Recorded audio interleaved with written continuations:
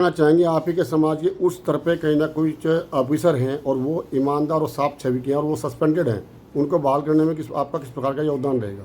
देखिए, सस्पेंडेड है समाज के, चले कोई भी समाज के, मेरे समाज के, दूसरे समाज के हैं, वो सस्पेंड क्यों हैं वो तो फाइल पर उनका देखा जाएगा, क्या क्यों सस्पेंड हुए हैं, और उनको गलत तरीके से तो नहीं किया गया है।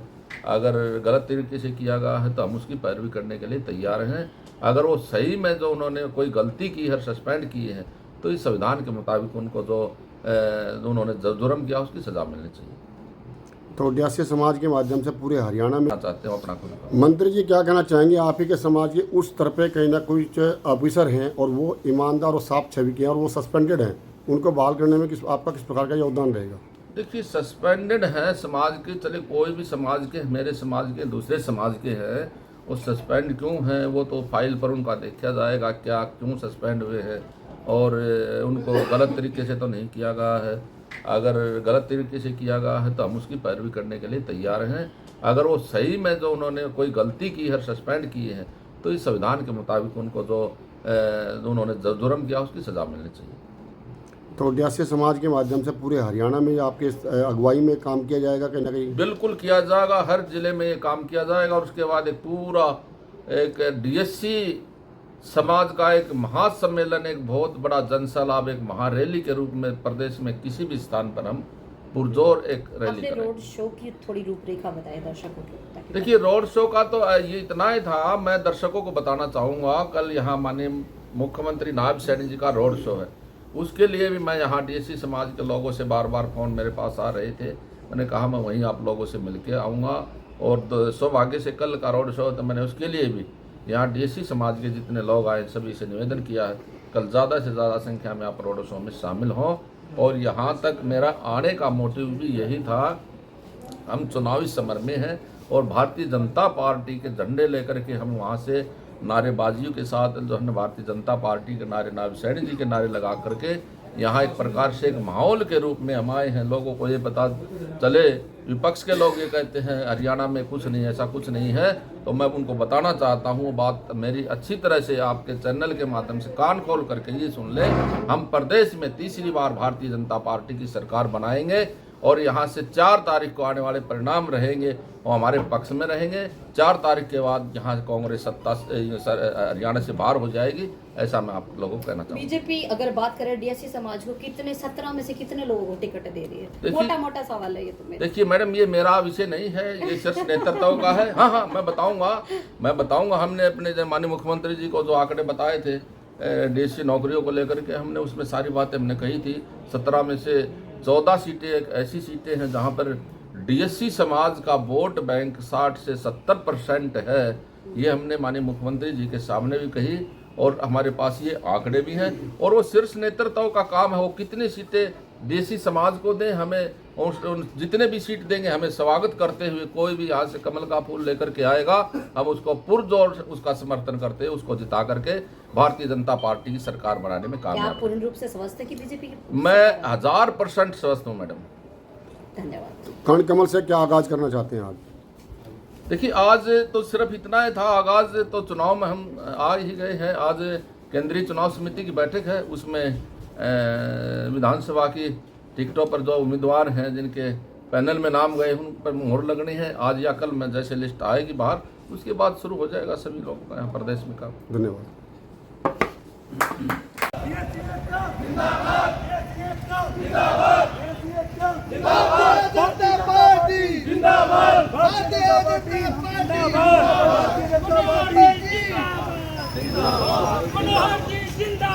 जिंदाबाद जिंदाबाद, नायब जी जिंदाबाद जिंदाबाद जिंदाबाद, सितंबर जी जिंदाबाद जिंदाबाद जिंदाबाद, सितंबर जी आप आगे बढ़ो, हम तुम्हारे साथ हैं, सितंबर जी आप आगे बढ़ो, हम तुम्हारे साथ हैं। जहाँ भी सितंबर जी वही डीएससी एकता जिंदाबाद, जहाँ भी सितंबर जी वही डीएससी एकता जिंदाबाद, जहाँ भी सितंबर जी वही डीएससी।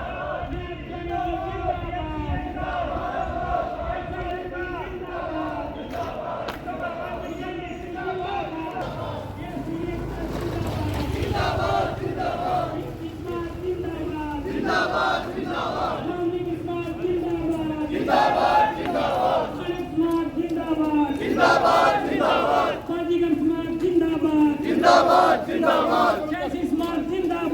जिंदाबाद जिंदाबाद जिंदाबाद जिंदाबाद हम तुम्हारे साथ हैं, हम तुम्हारे साथ हैं।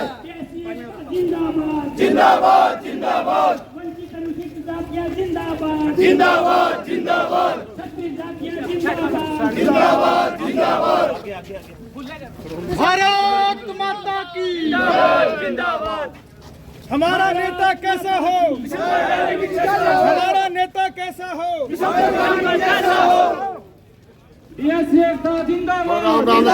राम राम कर्ण कमल नजदीक ही है, ज्यादा नहीं है, प्लीज रिक्वेस्ट।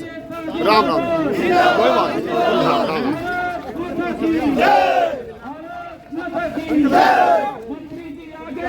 हम तुम्हारे साथ हैं, मंत्री जी आगे बढ़ो, हम तुम्हारे साथ हैं, मंत्री जी आगे बढ़ो, हम तुम्हारे साथ हैं। बीएसपी एकता जिंदाबाद जिंदाबाद जिंदाबाद।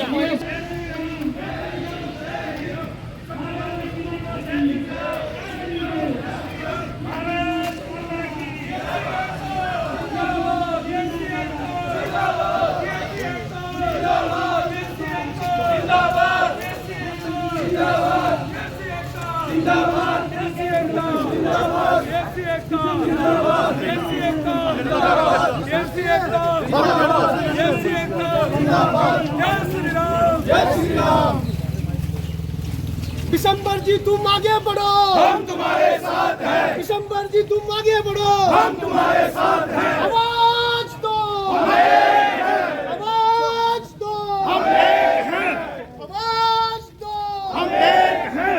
अरे देखो देखो कौन आया, अरे देखो देखो कौन आया, शेर आया, शेर आया, अरे देखो देखो कौन आया, शेर आया, शेर आया, अरे देखो देखो कौन आया, शेर आया, शेर आया। भारतीय जनता पार्टी जिंदाबाद, भारतीय जनता पार्टी जिंदाबाद, भारतीय जनता पार्टी जिंदाबाद। अरे देखो देखो कौन आया, शेर आया, शेर आया, अरे देखो देखो कौन आया, शेर आया, शेर आया, अरे देखो देखो कौन आया, शेर आया, शेर आया, अरे देखो देखो कौन आया, शेर आया, शेर आया। जय जय जय जय जय भीम, जय भीम, जय भीम, जय जय जय जय जय भीम। जय भीम, जय भीम। बीएससी समाज, बीएससी समाज, बीएससी समाज।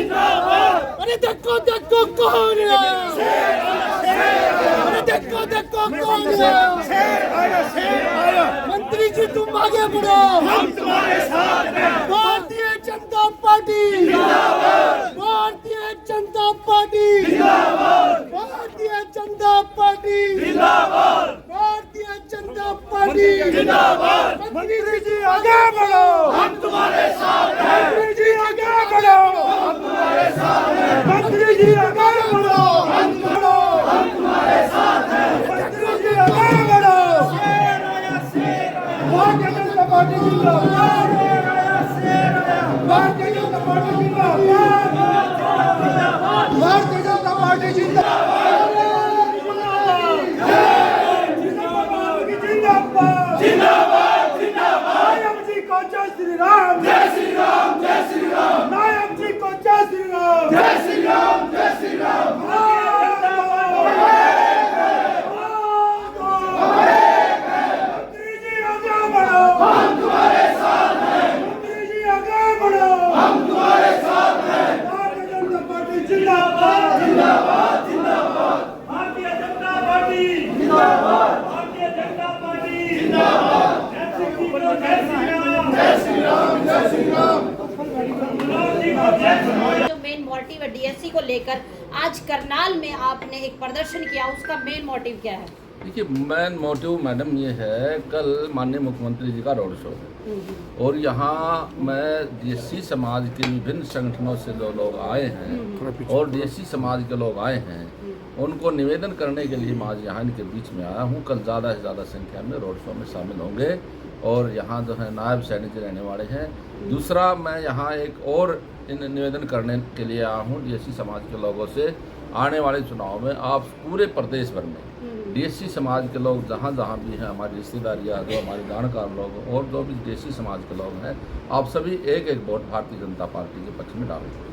नहीं, अभी जब आचार संहिता लग गई थी, जब माननीय मुख्यमंत्री ने असंध में कार्यक्रम हुआ था, उसमें ये कहा था कि हम इसको लागू करते हैं। हालांकि आचार संहिता लगने के बाद कोई भी ऐसी हम घोषणा नहीं कर सकते और ना वो इम्प्लीमेंट होती, तो इसके बारे में आपका क्या कहना है? देखिए, एक दिन पहले जब ये हमारी 16 तारीख को 17 को हमने कैबिनेट रखी थी और 16 तारीख को एक दिन पहले अचानक मॉडल कोड ऑफ कंडक्ट लग जाना, ये कहीं ना कहीं चुनाव आयोग का आदेश था और वो सर्वमान्य है। अगर 17 को लगती तो 17 को हम इसको एजेंडे में लेकर के आए थे और एजेंडे में हमने वर्बली, लिखित तौर पे नहीं, वर्बली वहाँ मौखिक तौर पर हमने इस पर डिस्कस किया। सभी कैबिनेट के साथी, सभी मेरे माननीय मंत्रीगण और हमारे माननीय मुख्यमंत्री जी, पूरे जो वहाँ बैठे कैबिनेट में अधिकारीगण, सभी ने इस बात को स्वीकार करते हुए कहा कि हाँ, इसको लागू होना सर, चाहिए। 1 अगस्त को ऑर्डर हुआ था माननीय सुप्रीम कोर्ट का, तो आपको ये नहीं लगता कि 1 अगस्त से 16 तक जब आचार संहिता लगती है तब मुख्यमंत्री का बयान आता है कि कहीं ना कहीं बहुत लेट हो? मैडम, माननीय सुप्रीम कोर्ट की का जजमेंट था जो 563 कुछ पेज का था, उसमें कुछ बातें उन्होंने कही थी, उनको पूरा करने के लिए राज्य सरकार ने 2-4 दिन, हफ्ते का वक्त चाहिए, क्योंकि एससी आयोग से हमने वो सारे डाटे, सारे आंकड़े लेने पड़ते हैं और हमने लिए। तब तक हमने आंकड़े लिए, तब तक हम आने वाली कैबिनेट हमने 17 को रखी थी, 17 को 16 को ही आचार संहिता लगी। फिर भी माननीय मुख्यमंत्री जी ने एक अच्छे खुले दिल से, खुले मंच पर ये कहा है हम इसको लागू करेंगे और ये मान के चलो माननीय सुप्रीम कोर्ट का फैसला है, ये पूर्ण रूप से लागू भी होगा।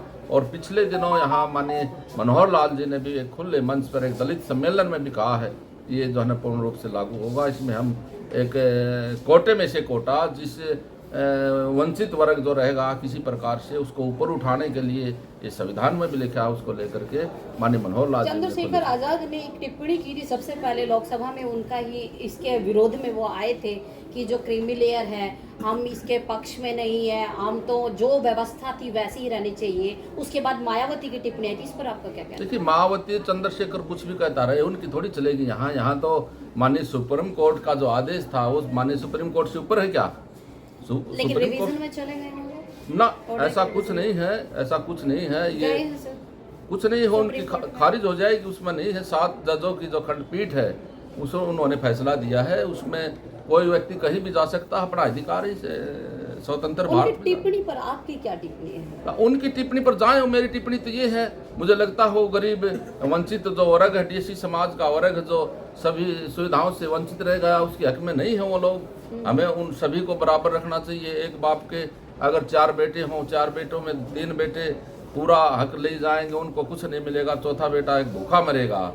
तो वो 3 बेटे छके हों, वो चंद्रशेखर आजाद उन्हीं 3 बेटों में से है, जो कि एक चौथा बेटा भूखा बैठा है, जिसको रोटी तक नहीं मिली है, उसकी चिंता करने वाला नहीं है मुझे लगता है। और ये चिंता भारतीय जनता पार्टी की सरकार कहीं ना कहीं चंद्रशेखर मायावती ये चीज भूल रही है कि ये आरक्षण उनके समाज में भी जो गरीब है, पिछड़े हुए, जो पंक्ति की लास्ट की लाइन में खड़े हैं, जो नजर नहीं आ रही है, तो उन पे भी इम्प्लीमेंट है क्या? वो अपने ही दलितों के ऊपर उन्होंने राजनीति की और उन दलितों के ही विरोध में आज वो भाषण दे रहे हैं और उन दलितों ने उनको सपोर्ट किया इकोनॉमिकली भी। अगर चंद्रशेखर की बात करूं तो हमारे समाज ने, सभी डीएससी समाज ने उनको इकोनॉमिकली भी सपोर्ट किया। आज उन्हीं दलितों की एक तरह से गर्दन दबाने का वो काम कर रहे हैं। देखिए, अभी चुनाव में जनता जवाब देगी और डीएससी समाज तो मुख्य रूप से जवाब देगा ही देगा, लेकिन दूसरे लोग भी जो देख रहे हैं, जो निष्पक्ष लोग हैं इस प्रदेश की, वो भी उनको जवाब देंगे आने वाले चुनाव में, चाहे मायावती हो चाहे चंद्रशेखर हो। मायावती ने हाथ मिलाया है इनेलो के साथ, और इनेलो अगर जेजेपी की बात करें तो हमेशा जब भी शोषण की बात आ रही है, चाहे छुआछातर का हम ले ले, जो सामाजिक शोषण हुआ था एक दलित परिवार का, और खुद चंद्रशेखर वहां पर आए थे, उनको खुद पता है कि हरियाणा के डिप्टी सीएम क्रिमिनल को बचा रहे हैं, क्योंकि हमारे हरियाणा का इतिहास है कि मोस्टली जो क्रिमिनल होते हैं ज्यादातर जो जाट समुदाय से बिलोंग करते हैं, और उनको पता था कि वो जाट समुदाय थे, चंद्रशेखर को पता था, उनको बचा रहे थे। आज उनसे वोटों के लालच में वो दलितों की वोट हथियाने के लिए आज उनसे हाथ मिला रहे, इस पर आपकी क्या टिप्पणी है? देखिए, चंद्रशेखर एंड मायावती वो दलित समाज के हितैषी नहीं है, वो सिर्फ अपने वोट बैंक की राजनीति करते हैं, अपनी कुर्सी के लिए राजनीति करते हैं और अपनी सुख सुविधाओं के लिए राजनीति करते हैं। वो दलित समाज के हितैषी नहीं है। दलित समाज की हितैषी भारतीय जनता पार्टी है, जो कि 36 के 36 बरादरी में एक समान दृष्टि से पूरे प्रदेश को हरियाणवी एक को लेकर के पूरा परिवार भारतीय जनता पार्टी के हमारे पूर्व में मुखिया रहे माननीय मनोहर लाल जी ने एक मंच से कहा था, पूरा प्रदेश मेरा परिवार है। उसके लिए वो काम कर रहे हैं और करेंगे। और दलित समाज की आपने बात पूछी चंद्रशेखर और मायावती की। मायावती और चंद्रशेखर को दलित समाज की चिंता ही नहीं है। उन्होंने तो अपने वोट बटोरने की चिंता है, उन्होंने अपने